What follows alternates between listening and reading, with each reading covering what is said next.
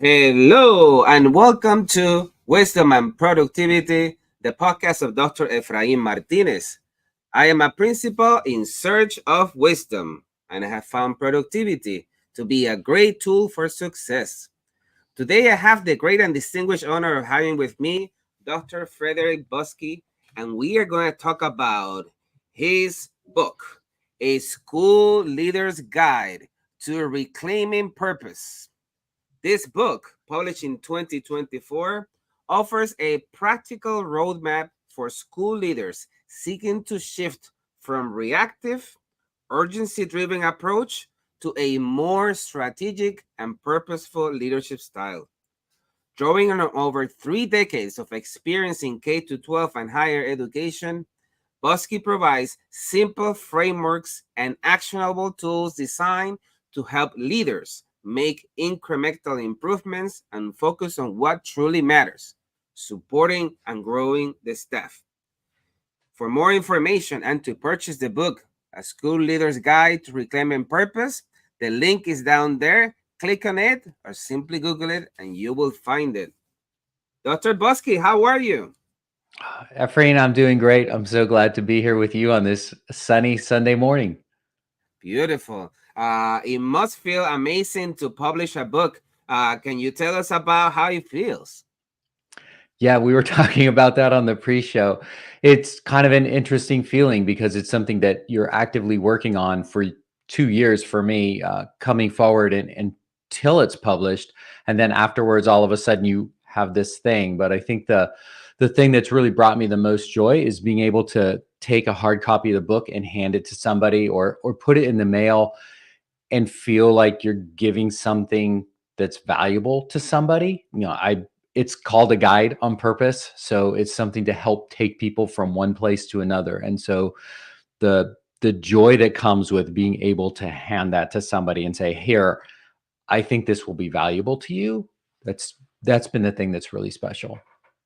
Beautiful. Thank you.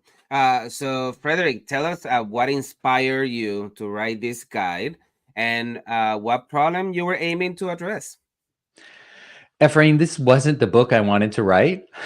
The book I really wanted to write was about taking a systems approach for school leaders to create a school that is centered around growing and supporting teachers. So I have a whole methodology around that. And I would be out working with assistant principals, training, doing workshops and things, and we'd be doing that and we'd be building skills, but there were these points where their eyes would just start to glaze over, not because I was teaching complicated techniques, but because they couldn't see themselves actually being able to get in to have the time to execute those techniques. Even things as simple as doing 5 minutes of coaching every day, right? Just one teacher, 5 minutes. They couldn't do it. And so what I realized was the gap between where they are to the gap to actually just being able to give the time and attention to what I was really preaching at that point. I had to do something to fill in that gap. Can I tell the origin story of what? Absolutely. Please. So when I was back in Clemson University, I think it was the spring of 2018, I drove up to this small rural elementary school in South Carolina. It's an April morning. I get out of the car. It's already 90 degrees, but I put my coat on. I go in the building. I had a student principal licensure intern there. So I check in with her, and then I go to check in with the assistant principal. I walk into her office, open the door, and when you walk into somebody's office and you know right away like, something's wrong. I mean, her hair is out of place. Her cheeks are flushed. She's got papers all over her desk. And I said, "Kelly, what's wrong?" And she holds up this stack of yellow slips. She says, "It's 10 in the morning. I have 7 office referrals. Every one of these referrals is going to take me 45 minutes. My day's already over. I was going to go work with teachers. I was going to do observations. I'm done." And she was almost crying. And I thought for a minute, and I said, "Kelly, of those 7 office referrals, how many of those are more about the teacher than they are about the kid?" She paused and she said 5. 5 out of 7 office referrals were about teachers, not kids. I went back in my car and I just sat there for a while because this just hit me as such a tragedy. I mean, Kelly was a young assistant principal, ambitious, smart. She knew instructional leadership. She knew that she was trapped on this treadmill, right? She got it. 5 of those referrals shouldn't be there. If she could work with those teachers, then she would cut those referrals, but she couldn't see the way to get to that place. So as I was writing the book, and for really since 2018, that just inspired me so much. And I was writing the book, I kept thinking about Kelly. I kept thinking about a lot of other assistant principals that I've worked with, that I've mentored, and thought, okay, I need to take you from this place of being reactive to being intentional. And I think we'll get into this a little bit later, but to me, the U-turn, the U-turn is understanding that we have to stop managing time. We have to start managing priorities. Amen. Wow, that's such a powerful statement, because one becomes a principal, a school leader, and you have in your imagination how it's going to be. You have a thinking of you're going to do it better than all your principals before, right? You're going to be the star, and all of a sudden you face the reality and you realize, oh, that's why it was so difficult for my principals and my leaders. So what to do about it? And here you come out of like, I want to support the people and let me write this guide. um what would you say? Can you tell us about your journey, your professional journey, and what got you to this level? Wow, that's a great question. I I began when I was finishing my undergraduate in college. I actually wanted to be a major college football coach, and somewhere along the way, a couple things happened. One is, I was physical education. I was a football player and wanted to go coach football. And one of my professors said, as a PE teacher, as a coach, you can impact 15, 30, maybe 60 kids in a football program. But if you're a PE teacher, in many schools, you will impact every single kid in that school. And that stuck with me. And so through some other life events, I decided that major college football was not the thing I wanted to do, and went into teaching. And I love physical education. I love teaching that, but this may shock some of your younger listeners. Back in the 1990s, you could not get a job as a physical education teacher unless you were the head football or head basketball coach. There were no teaching jobs. So I moved into special education and then later into middle school. And I was blessed to be part of a really high performing middle school team. We taught 8th grade. We did big interdisciplinary thematic units. So we had our science teacher, reading, language arts, special education, myself, and doing social studies. And we all worked together and we built these amazing units. But what happened in the school was that the things that we were doing was kind of stressing the structures of the school. Because if you're going to do really creative work, you have to meet together. If you're going to do cool things with kids, you need a schedule that's flexible. And a lot of the teachers in the building weren't really comfortable with that. So we started to get this kind of schism in the school. And that's when I started to move, I think, from my teaching to really thinking about organizational leadership, right? What's happening in this school, and what should be there to fix it? How do we do that? And I remember having this conversation with my principal and saying, look, what's your vision for this school? Because we had this 8th grade team, kicking out the barn doors. We had a 7th grade team that was really entrenched in traditional junior high practices and didn't want to go anywhere. And then we had a 6th grade team that was in mayhem because they were all conflicted. And I said, what's your vision? And he said, I don't go for that vision thing. And I knew, I walked out of that office and I just said, I'm done, which was sad because I felt like I was spending more time fighting the system to be able to do what we wanted to do, as opposed to actually focusing on the work with kids. And so that's what inspired my journey into leadership. I got my mentor, who was in the county next door, hired me to move into a county office and coordinate special education services, but he also was a big supporter in helping me go get my doctorate. And I got that in organizational change and leadership.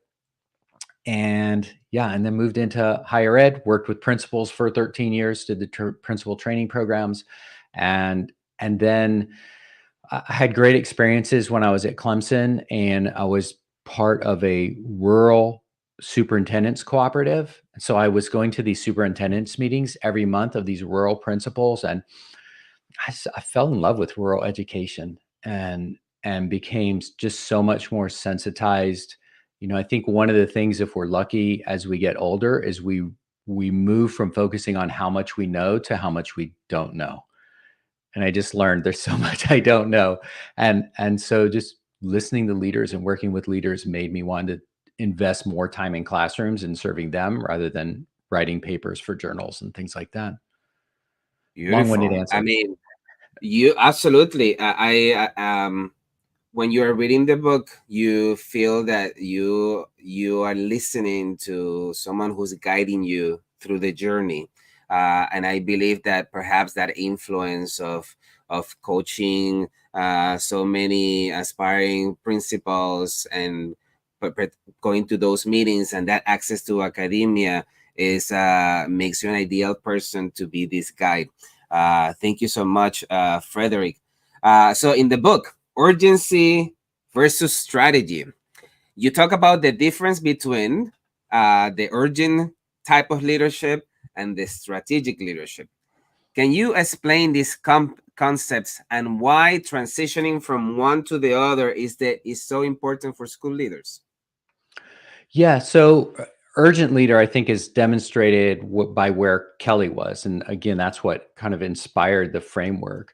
But urgent leaders are focused on tasks, right? We walk into school in the morning and we know we got all this stuff to do. So we focus on tasks.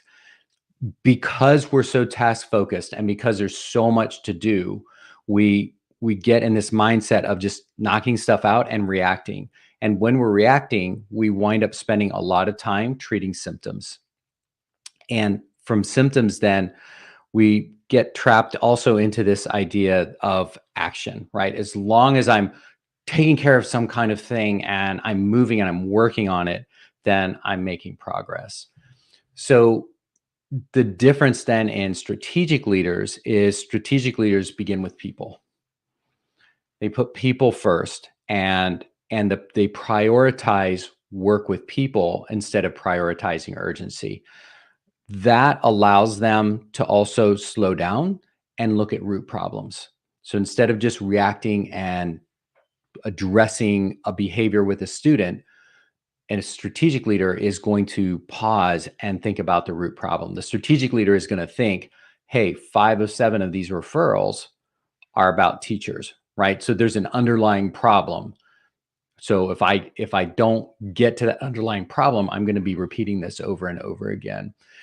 And then one of the things I really tried to drive home in the model is that this is really about incremental change.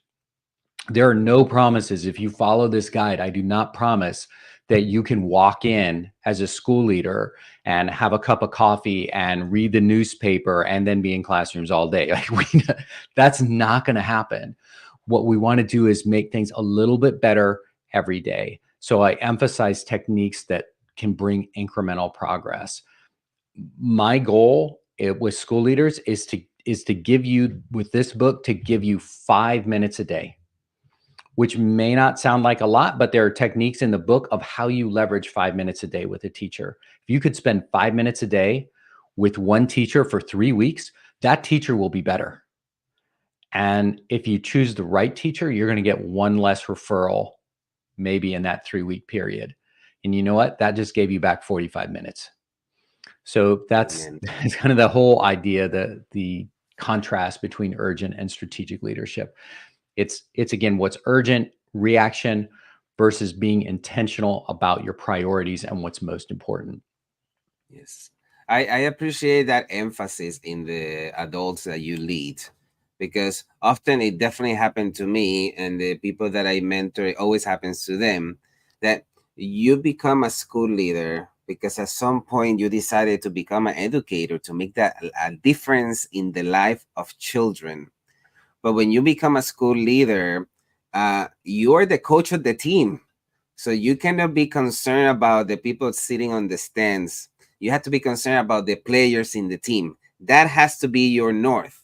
In other words, you love the student by loving the teacher.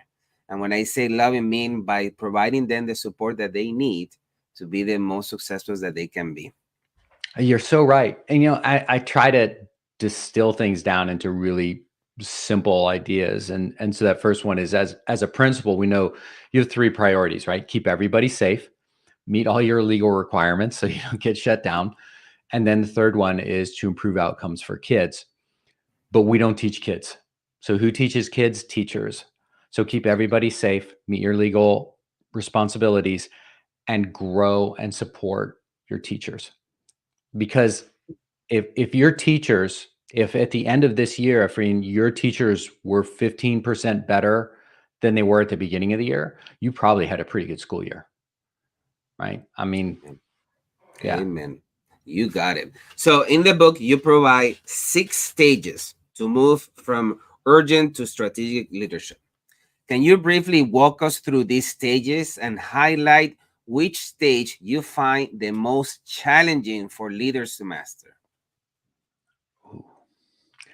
So the first stage is just awareness. You talked about the journey when you become a principal and you're going to do all these things, and that's really the way I imagine this, right? And I use the metaphor simile Apollo 13, the Apollo 13 mission, when the rocket went into the moon. They had a problem with the rocket on the return, and so they had to do all these things in order to get back to where they wanted to go. So I've always thought about, we start our leadership journey in one place and we're trying to get to this other planet, which is the purpose driven planet, right? Helping kids, working with teachers. And so we blast off to that, but we get pulled by the gravitational pull of something else. And that something else is the big ball of urgency. So instead of going straight to our purpose, we get pulled into urgency. And it has this amazing pull that just keeps us sucked in there. So how do we get out? And that's where the 6 stages come in. So the first stage is awareness, simply becoming aware that what this urgency is, that I'm looking at tasks, I'm treating symptoms, I'm driven by urgency, and I'm more focused on action than on progress. Once I become aware of that, then I can make what I call the U-turn. And I think that's the most important part because it's the part that kind of triggers everything else. The U-turn is this: stop trying to manage time and start managing your priorities.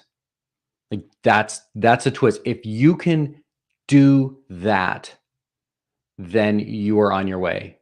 And you don't, the rest of it will help you, but that alone will start to make a difference.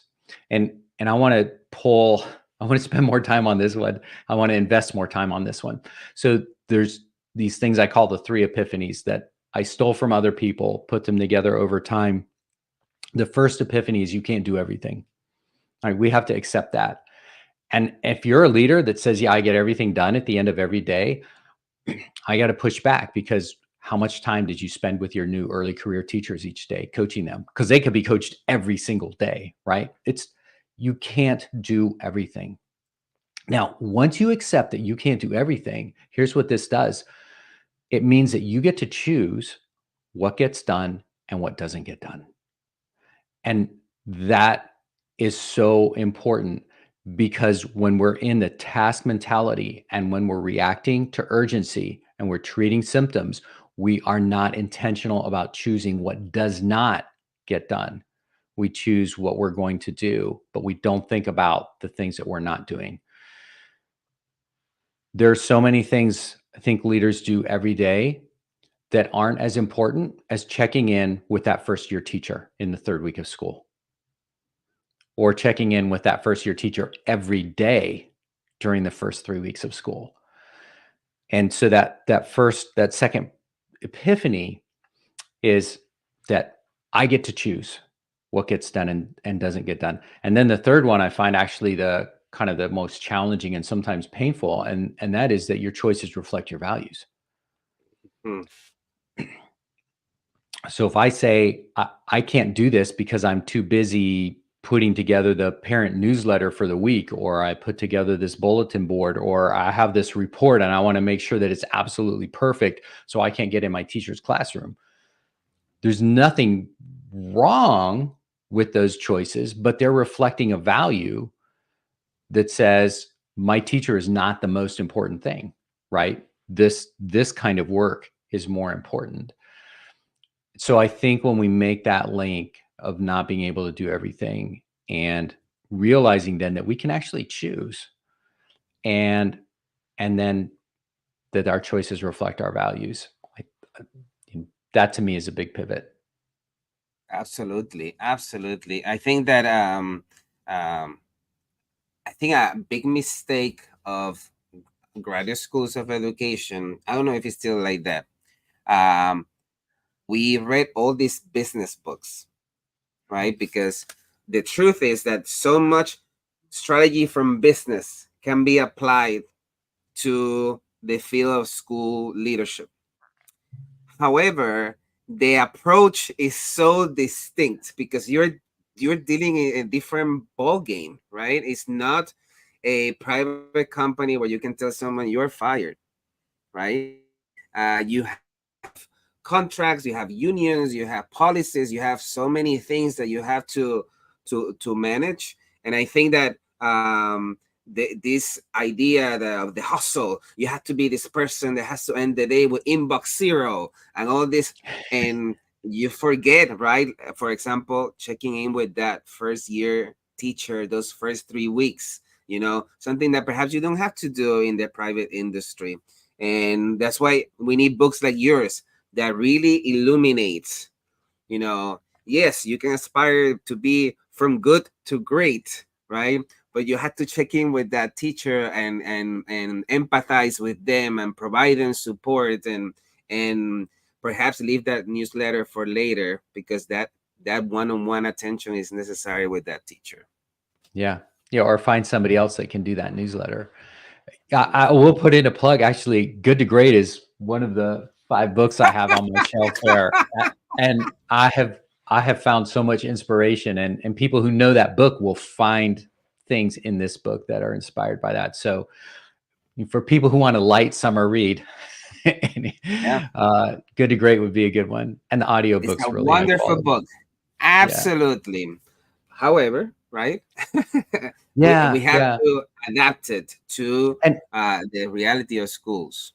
yeah, I think one of the big ideas that it doesn't come through in this book because it's really the second book, but when we think about schools as organizations, right? We have people, we have purpose, we have structures and resources. So I think about it as kind of a pyramid with these 4 points. And having your school aligned so that all these pieces are working together is really hard. And we all know what misalignment feels like, right? Just for example, kids need to take this test that isn't really developmentally appropriate. So now we're trying to do all this stuff that doesn't relate to the real work of improving kids, or all of the requirements that teachers have to do documentation and all this other stuff that takes them away from actually planning their lessons and focusing on kids. The more that we can align our school, the more we can be clear on our purpose about why teachers are there, why teachers are doing their work. The more we can be clear on that purpose, we can align the structures, the physical structures, but also the legal structures, and then the intangible structures of our expectations and the stories that we tell. And then we can align the resources, the fiscal resources, but also, Ephraim, the two most important resources we have are time and attention. So if Mm. we can bring all those things into alignment to support the work of teachers, what we do is we create a system that makes it easier for teachers to do their job. And that's, I talk about always supporting and growing teachers. And that's what supporting teachers is. Supporting teachers is bringing your school into alignment that makes it easier for teachers to be great teachers. And then growing teachers is focusing actually on the person, not the school. And when we think about teachers, right, I think about four pieces: knowledge, skills, dispositions, and health. So that's where we want to get to. That's what strategic leadership is all about. If I'm a strategic leadership, I am focused on supporting my teachers by aligning the systems and the things in our school. And I'm focused on my teachers by helping them grow in either knowledge, skills, dispositions, or health. Like, that's strategic leadership. Beautiful. So that's the second book. That's coming soon. What are in addition to that principle dealing with the 7 referrals? What are other common pitfalls or obstacles that school leaders often encounter when we are trying to shift from that urgency approach to the strategic one? Yeah, that's a great question. It takes us back to step 3. I think I got through the first 2 steps, right? Which is awareness and then the U-turn. The next 2 steps are directly about those pitfalls. One is powering down and the other is powering up. So once I realize that I have choices and that I want to be truer to my values, I have to figure out ways to do less so that I can do the work that's more important. And so how do I avoid getting out of doing that newsletter? How to avoid spending so much time on a report that is required but may not be that important? How do I streamline my processes? So powering down, there are techniques for not taking on things, especially not taking things on that aren't core to your responsibility and your mission. And of course, we can't say no to everything, but if we can say no to enough things, again, that we win 5 minutes a day, that's enough in the beginning. So learning to say no, learning to avoid work. And then the next step, powering up, is starting to build systems, to build structures, to train people to help them also focus on priorities instead of urgency, to help them be more intentional, them be more thoughtful, for them to begin thinking the same way you're thinking. Because as long as they're not, they're looking at you and saying, okay, let's get this urgent stuff done. And you're saying, wait, we need to be more strategic. They don't get that. So the book helps you use some language and start to build some systems and procedures in that help move other people into that space. So now you're doing less. Now you have people around you that are also thinking about what's important versus what's urgent. And you build some systems to help them be more effective at what they're doing. And you've saved 5 minutes a day. And that takes you to step 5, which is about leveraging how you leverage really small units of time to make a really big difference in people's lives, but also, in their teaching profession.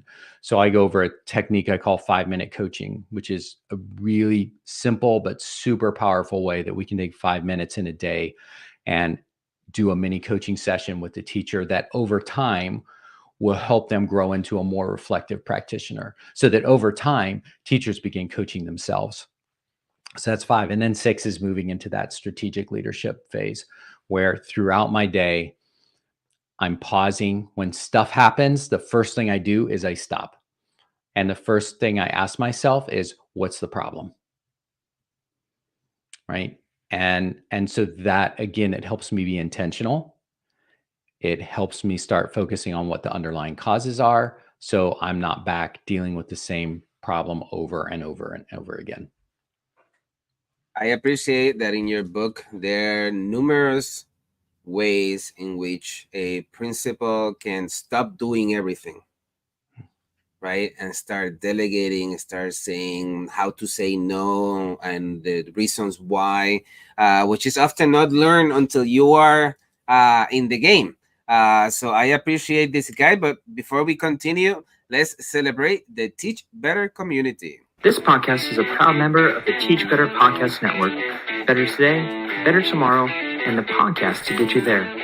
Explore more podcasts at www.teachbetterpodcastnetwork.com. Now let's get back to the episode. So, you were going to say something? Yeah. I want to tell a story about leaders Tell us. delegating. So I just came back from investing.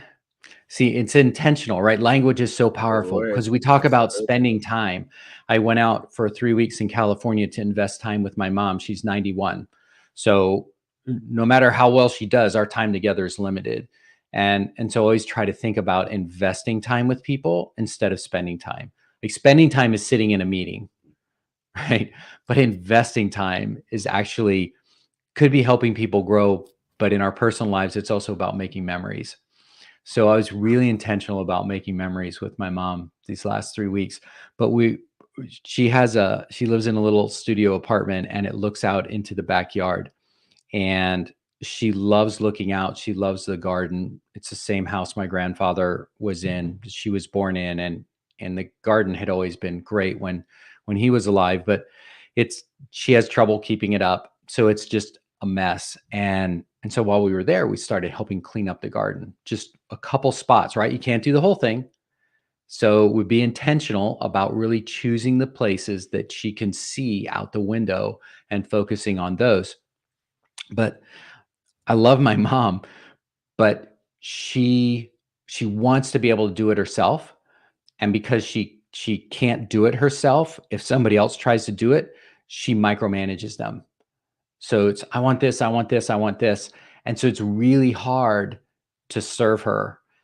And I finally had to have the conversation with her, right? Mom, you can't do this. You need to let it go.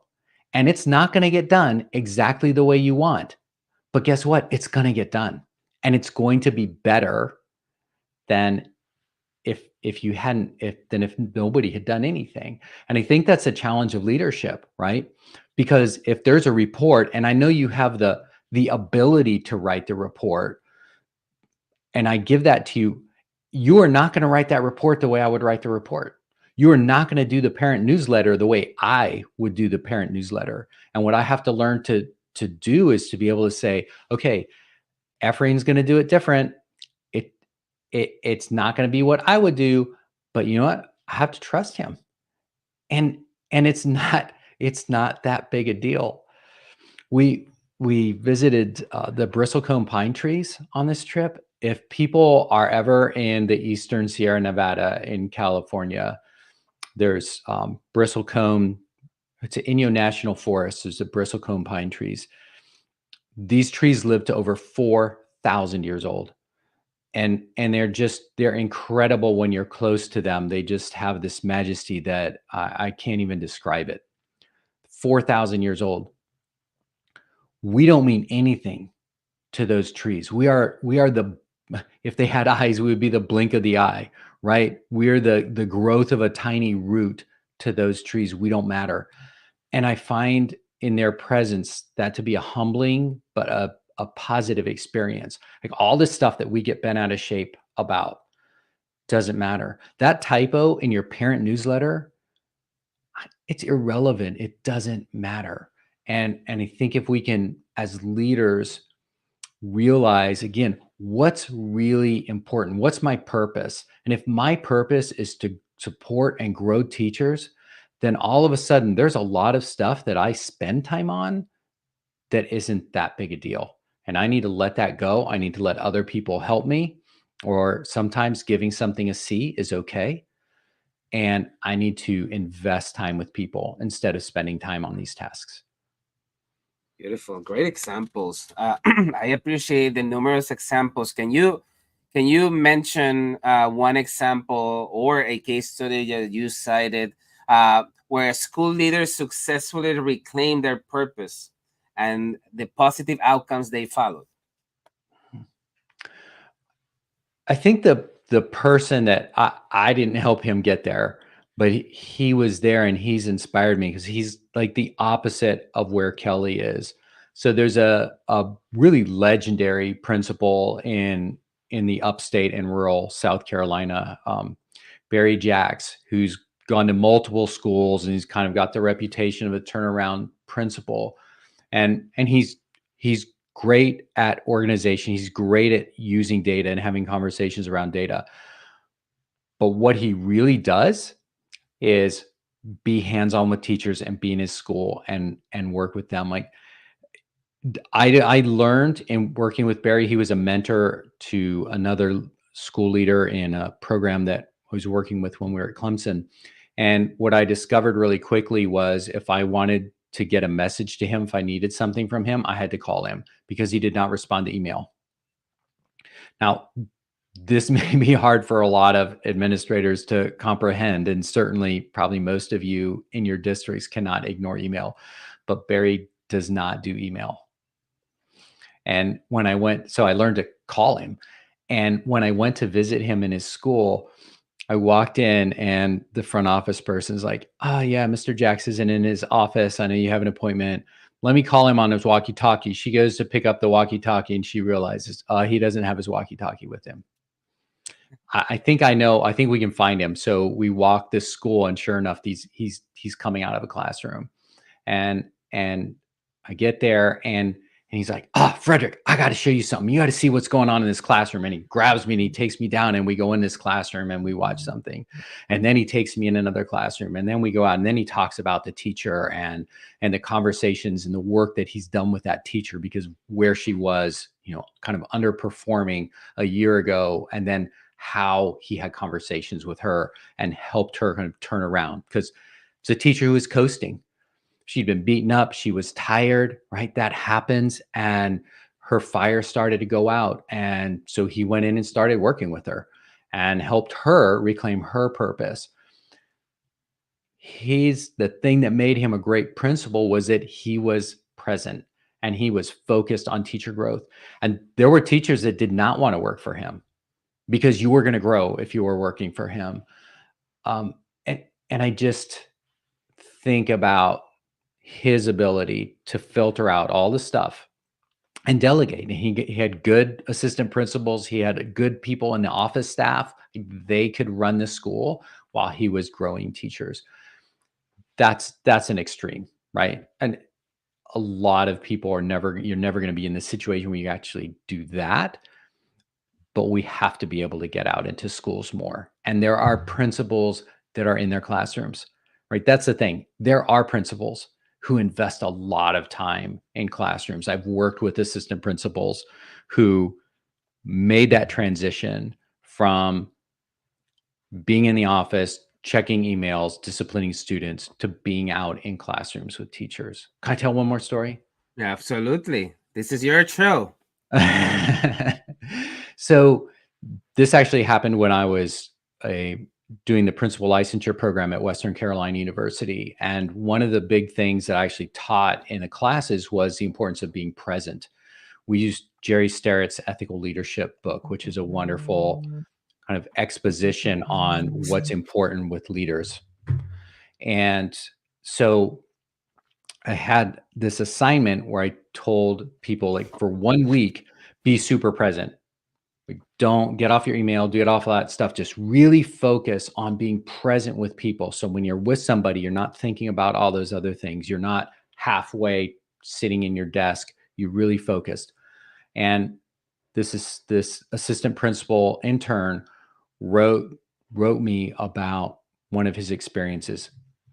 He said, I was doing morning lunch duty, right? So he's getting ready to walk down to the cafeteria for morning lunch duty. He picks up his computer so he can check his email while he's doing supervision, which is what he always does. And he said, "No, I have this silly assignment from this class that I need to be present." So he was intentional. That's key. He made an intentional choice about whether to engage with email or not. Put his computer down, walks into the cafeteria, starts greeting kids, greeting teachers, staff comes in. One of the paraprofessionals walks in. He says, "Hey, how are you this morning?" She goes, "I'm fine." And just something in her affect told him that she wasn't fine. And she sits down, and he goes over to her and he sits down and he says, like, "What's going on? How are you? What's happening?" And so she starts to talk about her dad. Her dad is dying and how much, time she's spending with him in the hospital, and just the pain and the grief and the physical and emotional toll it's taking on her. And this whole time, there's a little second grader sitting right by her. And when she's done talking, the second grader climbs into her lap and gives her a hug. Right? That's people-focused leadership. And you can imagine being in a school when you walk in and people ask, "How are you?" and they actually really want to know the answer. And it's important, and we take care of each other. And I think that's that people-centered school. And yeah, that's the story I think is so I love it. powerful. It reminds me, Simon Sinek said that he interviewed some sort of general, and he asked the general, what makes a great leader? And he said, well, a great leader, when they ask, how are you doing, is because they really care on how you're doing, not just to say it. So it just with those simple things, that incremental compound interest expands to a level that makes great principles like that one that you mentioned. Thank you, Frederick. What advice do you have for new or aspiring leaders? And I know this is your jam because you have supported principals and assistant principals for a long time. When they are beginning their journey, and they definitely will feel overwhelmed by the urgent demands and their role. I think that one of the big things is to realize that the biggest value you can bring is not doing something for somebody. It is providing them with your total time and attention. Even again, for 5 minutes, if I come in and, Ephraim, we're together, instead of me asking, what can I do for you? And then you telling me as a teacher what you need, and then I run around trying to do that stuff, I haven't helped grow you. So the biggest thing that I can do is to ask you reflective questions and then shut my mouth and provide the space. I think we expect leaders to have answers, and that's the wrong approach. Great leaders don't have answers. Great leaders ask great questions, because it's the teachers that have the answers. So I teach this process of 5-minute coaching. If you're going to do nothing else as an assistant principal, if you take nothing else away from this, just take this 5-minute coaching. You get with the teacher and you just say, hey, tell me in your last lesson, or tell me for the day or for this semester, what went well. And just be quiet, and you don't react. You can smile, you can nod. What went well? Were there any surprises? Is there anything that you would do differently? You just ask those 3 questions and you just listen. It takes 2 minutes to 5 minutes to do that. If you do that consistently, what will happen is people will begin asking those questions of themselves, or they will see you coming and they know you're going to ask those questions. So they begin thinking. And now what you've done is you've helped your teachers to become reflective practitioners. Now your teachers, even when you're not there, are thinking at the end of the day, what went well today? Where did I have any surprises? Is there anything I would do differently? And that's that idea of compounding interest, right? Because you've invested 5 minutes with the teacher consistently over time. And now that investment is paying off because they're becoming more reflective practitioners. And they know that you value them, because me asking you a question and then shutting up, like you've done this whole interview, right? You've just asked me questions and then let me go. And I feel so valued and so important because you're listening. And that's the key. Ask good questions and then just listen. Don't listen to respond, just listen to learn. And if you do that, you create space for people. They know that you care. Yeah, that took me a long time as a school leader to not listen to respond, because it's I think it's the arrogance that you bring to the school leader. You think, oh, you have to be the best teacher. So every time you say something and they tell you, you listen, check, and but let me tell you what I think, right? And that is such an erroneous way to lead a school. And often my philosophy is that the best teacher is when we are all together, right? Hmm. We all Hmm. collect our voices, our strengths, and even our weaknesses, because that's part of the humanity of school leadership. Uh, Frederick, how can school leaders progress this this shifting from urgent to strategic leadership? Let's say that they pick your book, they realize, oh wow, I'm being this urgent person, I'm gonna become more strategic. How can they progress monitor their own milestones? Wow. I think this is one of those things where you never get to the end of the journey. I mean, it's written in 6 stages, but the reality is we're always living in each of the stages. It's just how much are we living in which stage, right? And at the top of the show, or earlier I talked about spending time with my mom. With what I meant to say was investing time with my mom. So I wrote a book, and I'm still working on this every day. Every day I screw up, but every day I do something right too. And so I think this is not a journey that ever ends. It's something that we're always kind of cycling back to, and having to revisit certain points. There are specific frameworks in here I know that people find helpful. I use the Eisenhower matrix, which is that idea of the 4 quadrants: what's important and urgent, what's important but not urgent, what's not important, not urgent, and what's urgent but not important. So that's a fundamental way to look at your day. So a lot of people will print out that Eisenhower matrix and they put that up. They put it on their door when they leave their office, or they put it by their computer, so that they're looking and reminding themselves, okay, I have to do what's important. I have to be driven by the top 2 quadrants, the important quadrants, not by the urgent quadrants. So doing little reminders like that, building in systems. And then I think the most powerful leadership practice is reflection. Mm. Another thing that, as a new assistant principal, one of the greatest things you can do is get in the habit of Friday afternoon, when the school shuts down, having someone that you go reflect with. In the ideal world, that's your principal. And at the end of the day, the end of the week, assistant principals, instructional coaches, if your leadership team can get together and y'all can reflect on the week, like honestly, openly, what went well, what were the surprises, what will we do differently? If you just work through those 3 questions as a group, how powerful is that? And if you can't Beautiful. do it as a team, do it individually. Work through those questions yourself. It's funny I because when I think do a work, go ahead. no, I don't want to interrupt you. You can continue. When we do a workshop now, when I do a workshop, I come home and my wife said, "Oh, what went well?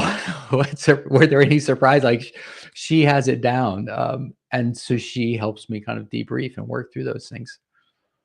I love that practice. Every meeting, a principal or assistant principal leads with another school leader or the teachers. It should always start with something called glows and grows, and you can call it Mm, any way you want.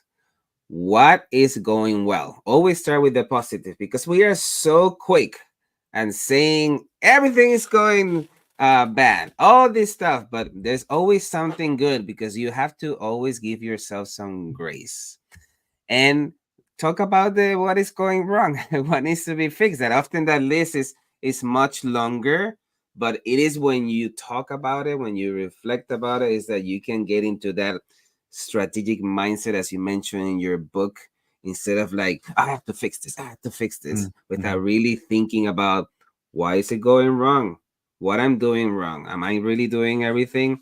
Like you say, is this a teacher problem? If so, how I'm going to support that teacher, what I'm going to put in place, what I'm going to change. Perhaps that teacher is doing morning duty, and the morning classes are are going to help. So remove that morning duty so that teacher can stay more time, right? Those changes doesn't have to be building a monument. It could be putting a pebble in that thing that eventually will be the monument. Yeah. Well, and I think it is building the pebble, right? That's that idea of that incremental change. And you just gave a great example, right? Instead of doing this massive book study or sending them to a conference or whatever, you look at the root problem, and part of it is they're new, they need more time, and I've got them doing morning duty. Okay, I can change that. I think it's a mindset from moving from trying to fix things to just trying to make it incrementally better as quickly as we can. Just make it a little bit better. And if we take those incremental steps long enough, then things will be at the point where they're at least tolerable, right? And then we can look at the next thing. But we got to get out of the role of fixing things. Just figure out how can I make this a little bit better? Beautiful. Love it. So looking ahead, Frederick, what do you see as the biggest challenges and opportunities for school leaders in the next decade, and how they can prepare to meet them? I think the biggest challenge right now is just our teaching core. We've gutted our teaching core. I mean, that's the reality is in many schools, you cannot find a qualified teacher.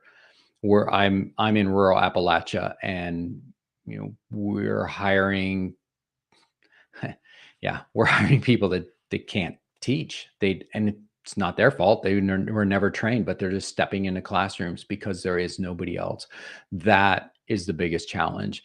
And I think at the same time, that's why this book is more important than ever, because we have people coming into schools. It's not an option to help your new teachers or your early career teachers become better teachers. That's not an option.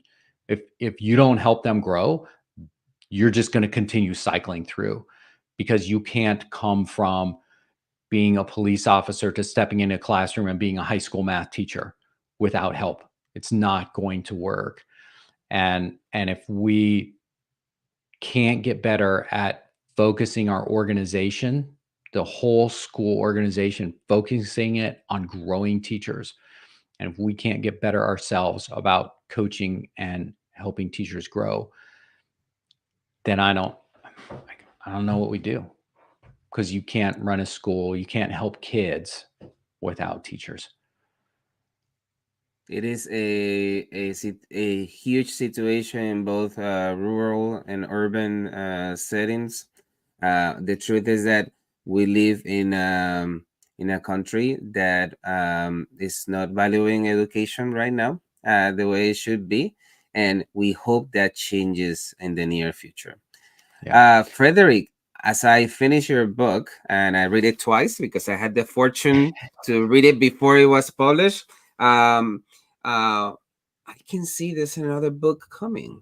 What is Frederick's plan for following this work? Mm. So the next book is about when I have that time, right? When I can invest more in my building on how I align my systems, how to align systems for teacher growth. So that's the next book. We talked about Jim Collins earlier. I have a whole concept called the flywheel, right? And the flywheel is that teachers get professional development, and then we follow up professional development with some kind of observation about what happened, right? What's the result of your professional development? And then based on the data we collect in that observation, we, leadership, but also the teacher, think about what's the next step.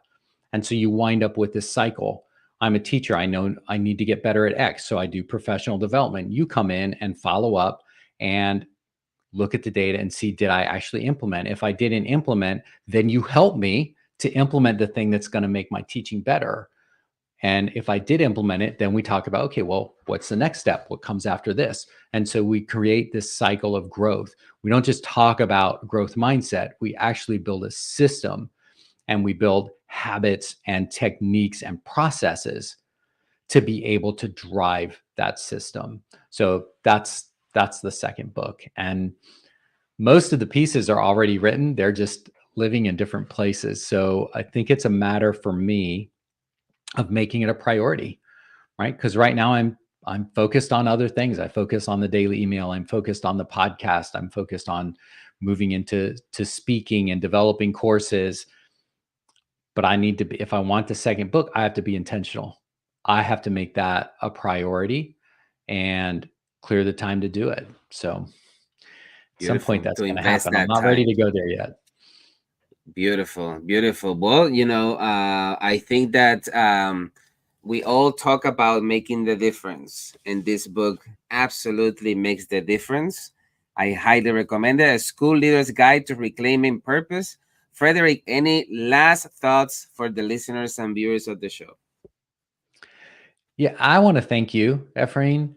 We've known each other, I think, for about a year now, and the beauty of the work that I've been able to do is to meet just incredible human beings. And we just talked about the hard situations in schools facing us. Like, there's no way to sugarcoat the teacher shortage. But what we have power over is how we treat people every day. We choose how we show up to other people, right? And that's the great thing. And I just want to say thank you, because you have always shown up as somebody that's empowering and interested and just a wonderful human being. You helped with the book, you helped review it and provided some amazing suggestions. Like, this book is better because you gave me feedback on it. And so, yeah, my closing words are thank you. You're a great human being. I love being on your show, and I love just our conversations together, even off mic. Frederick, I appreciate you, man. I can wait to one day go to Appalachia and go to those hiking expeditions with you. I would love to do that. Absolutely. Take care, man. Have a fantastic weekend. Okay. Thanks so much, Ephraim. Thank you for listening to Wisdom and Productivity, the podcast of Dr. Ephraim Martinez. Chulo. And as of that production, chill out.